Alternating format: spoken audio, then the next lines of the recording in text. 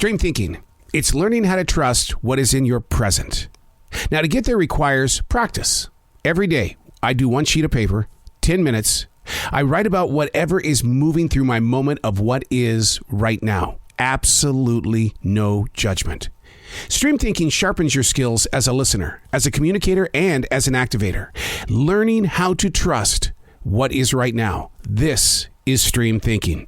Today we're reading from March 4th, 2023, a story about young adults who do stupid things. I mean, come on, we all heard it growing up, right? I hear it even more today, and it's got nothing to do with my age.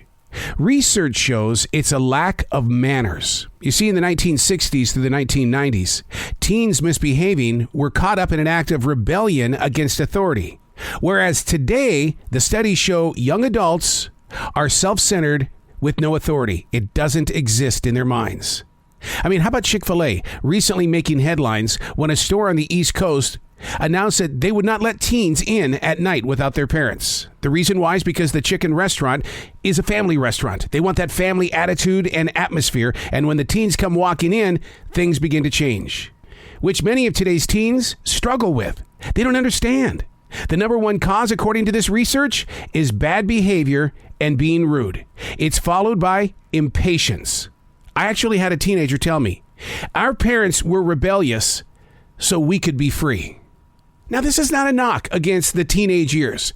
I'm just trying to understand the differences between the generations. We've all been badasses in our life. We've all made waves. We've all made the lady across the street a little upset. She had to call the cops. We've all been there.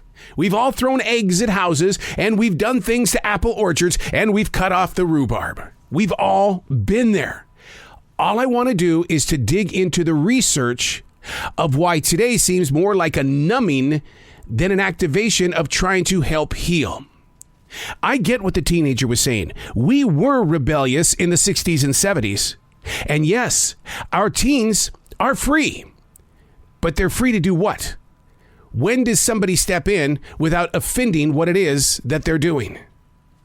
I work at a strip mall. You should see the out-of-control behavior of the young adults. And the best way to handle it is I go up and have a conversation with them. Not a mean one. I just say, what's going on? How you guys doing? Great. What movie you seen? I try to be that neighbor, not the one that calls the cops, but the neighbor that says, I'm here. Okay, I'm here. This is mine too. Don't paint on the wall. Please don't paint on the wall. No, you don't need to be doing that. But it's because, according to the research, they are self-centered with no authority. Okay, I want to stop there for a second because I took this very subject to NFL player R.K. Russell. We were talking about the teens because he's got a book that speaks directly into everybody's heart, and I wanted to hear his side of the story. And it does open up your heart to a better understanding. I think that the POV I think is a little different. I think that especially young people now, they have so much kind of put on their plate as a young age, so much information to them via social media, some of it correct, a lot of it not. And I think that it does kind of make you want to be selfish. You see, things like climate change, you see the political unrest, you see legislation being brought against so many people in ways that incite violence. And I think that you feel the only control you have, the only onus you have is over yourself and to take your focus inward. I would encourage people to know that the only way that we're going to get through these hard times, the only way that you're going to get to where you want to go, that you're going to be happy is with the people around you. It's with support. It's with family. It's with community.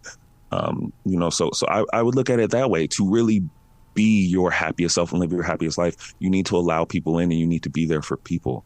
No one in this world, we weren't brought into this world alone. There's almost 8 billion people in this world. We weren't meant to go through anything alone.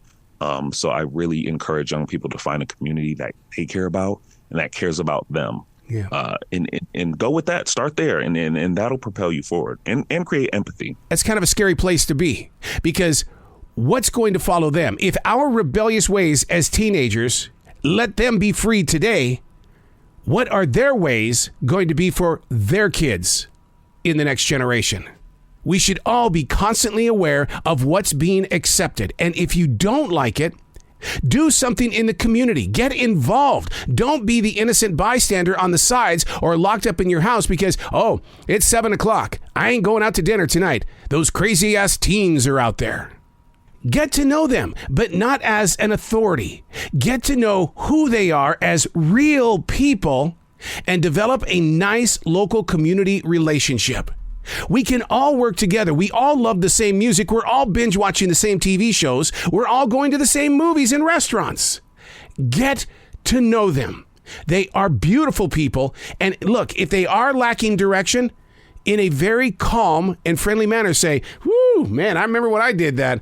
Whoo, the outcome? I'm Arrow, and that's Stream Thinking.